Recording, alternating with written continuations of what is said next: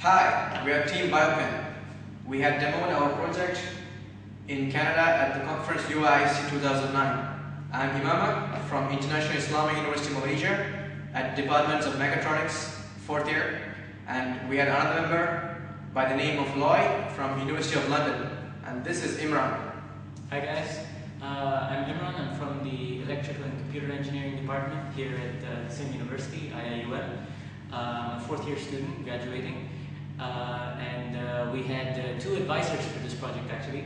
One was Professor Lim from the University of Science Malaysia, and one was Dr. Lai. He was from a research institute in Malaysia called Mimas Berhad. Our project is on biometrics. So what is biometrics? Biometrics can be divided into two parts. One is behavioral as well as physiological. Now, under physiological, we have this fingerprint, iris and retina phase where high security systems will be using those parts to identify people. And as well for behavioral, we have the signature, we have voice recognition, etc. And finally, we have typing recognition. Now, typing recognition can be done in two ways, where one is going to be through pressure, the force applied on the key. And of course, another one would be using latency, which is time between successive keystrokes. So this will be our form here where we will have the user interface for the user to interact. So this is add user, where a new user will be able to input his name and then get his the sample is typed into, and we usually take around 10 samples, but maximum we have allowed to take is 20 samples. So for the moment my sample is already saved earlier on, so we have to go and verify user.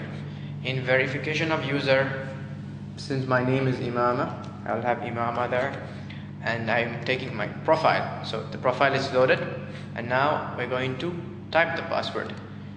The password here is UIST 2009, and using Microsoft pressure sensitive keyboard, I'm going to type in the password.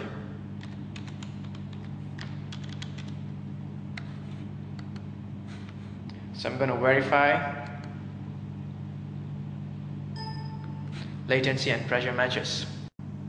Okay, as you just saw, Imama typed in his password and was able to enter into his account. Now, I'm going to act as the intruder and try to hack into his account by typing the same password. Over here on the screen, we can see that his username is already entered. I'll get the profile again just to be sure. His profile has been loaded. Now I'm going to type in the password. UIST 2009. Alright, I just entered the password.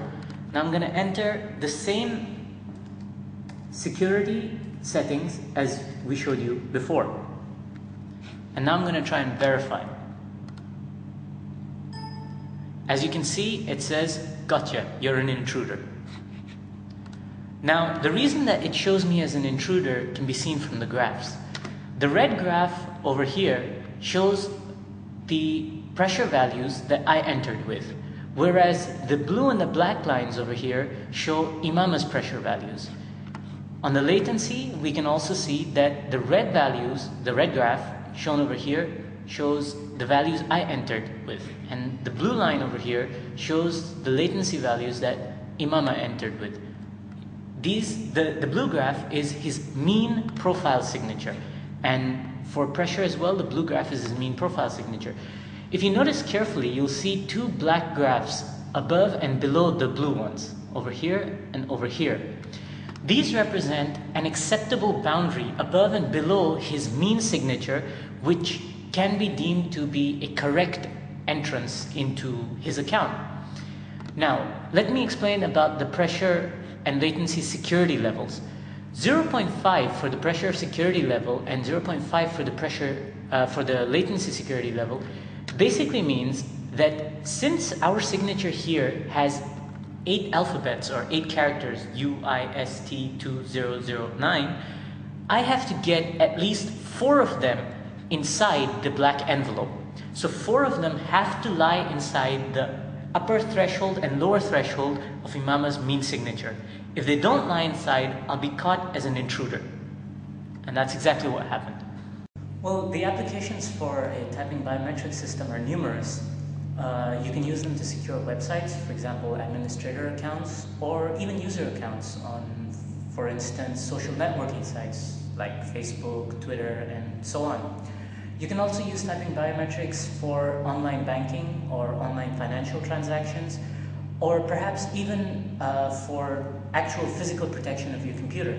These days we see fingerprint biometrics being used on computers where you have a fingerprint sensor, and the sensor is used to identify who is the correct user.